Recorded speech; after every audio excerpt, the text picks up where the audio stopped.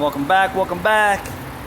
So I had to remove the exhaust front pipe to gain access to the rear bank 1 sensor 2 oxygen sensor. And let's give this a few minutes to see if it comes alive here. So this is the sensor value here. Yep, there you go.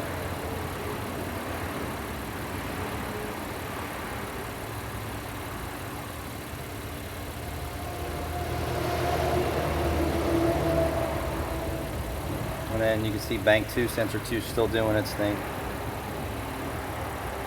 So, would a new oxygen sensor corrected this? Yes, you can see it's banging all over the place. 25, remember it was 50, 51, now it's switching. So, being that this has low mileage, and I know this customer uses premium quality oil because he changes oil, is it the fuel he's using that created those problems?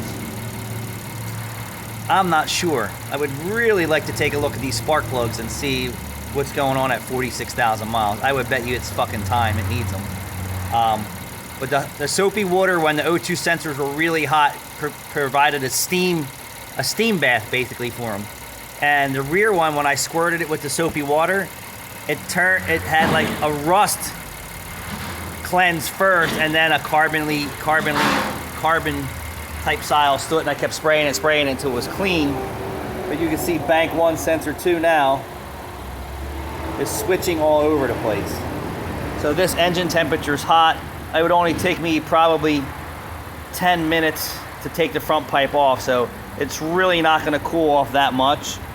But these were the codes. And remember, I pulled bank 2 sensor 2 because that was sticking at some point too, so I just wanted to make sure that I was on to where I was headed for my diagnostic strategy.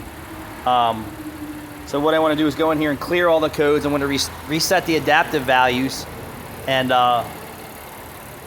let's see what that does to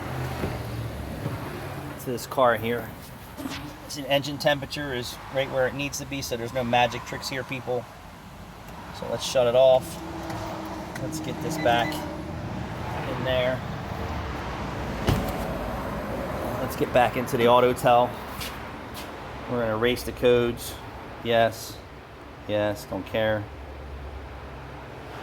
And then we're going to escape, and then we're going to go to special functions and see if there was anything in there. Adjustments, let's see if there's anything in there. Idle, start, stop, counter, and force, we don't care about that. Active tests,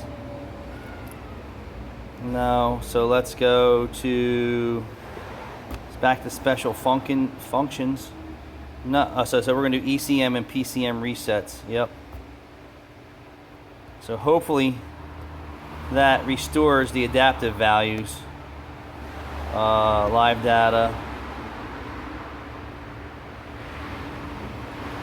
And then let's get this back up for bank 1 sensor 2 and bank 2 sensor 2, which is right hither. And let's start this turd back up.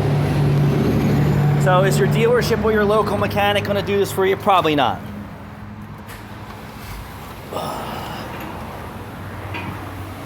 And there's guys out there that throw the parts cannon.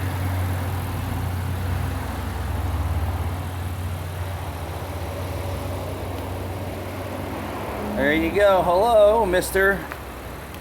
Bank 1 sensor 2 is fucking jamming it away very nicely. There you go. Switching. That's what we wanted to see. And bank 2 sensor 2.